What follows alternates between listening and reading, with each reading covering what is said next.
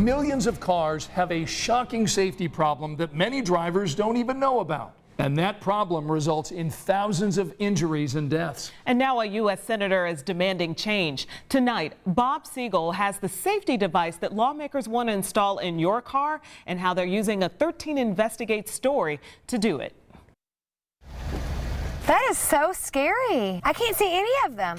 It's an investigation that caught parents by surprise. I'm shocked. Super scary. This is just mind-blowing.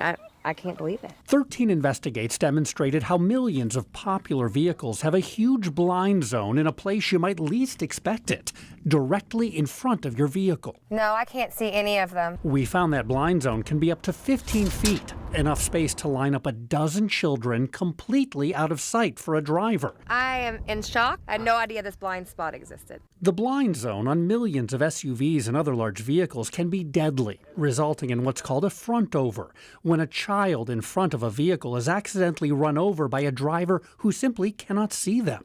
Front-over accidents killed a 7-year-old boy in Mishawaka, a 2-year-old girl in Indianapolis, and this 15-month-old toddler near Evansville. It was seconds, and it happened. Erica Boyer told us her son Noah was playing outside at his grandparents' house when he wandered into the driveway to get a basketball.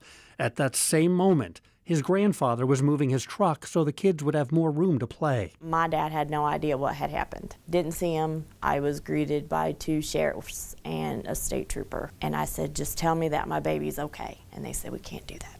Tragic cases like this and demonstrations like that captured the attention of U.S. Senator Richard Blumenthal. I was shocked and astonished that a child that close to the car couldn't be seen. This month, the senator sent a letter to the head of the National Highway Traffic Safety Administration, highlighting these demonstrations by 13 Investigates. Something that I think everyone should see.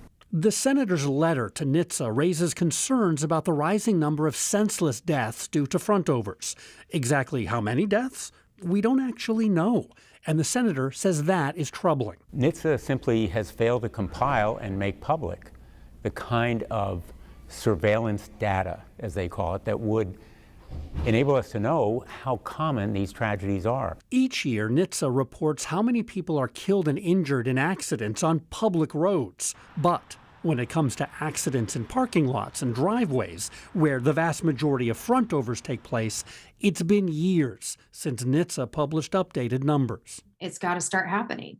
And quite literally, people's lives depend on it. Amber Rollins is with Kids and Cars, a safety organization that tracks frontover accidents. She says based on media reports and limited data, an average of 58 children are killed and more than 3,000 injured every year in frontovers. The actual number is likely much higher.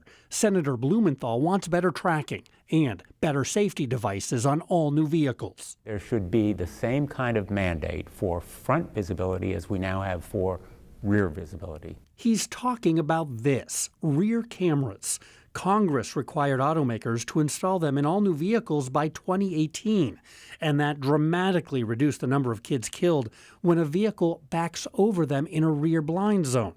Blumenthal says kids deserve the same protection from front blind zones. Some automakers already offer front cameras, but it's usually considered a safety upgrade, available only on more expensive models. Safety devices should not be a premium available to only the people who can afford it.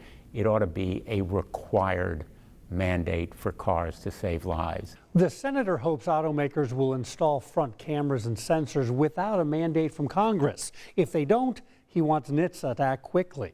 He's also asked the federal agency to release updated data to help lawmakers and the public better understand just how big this problem really is.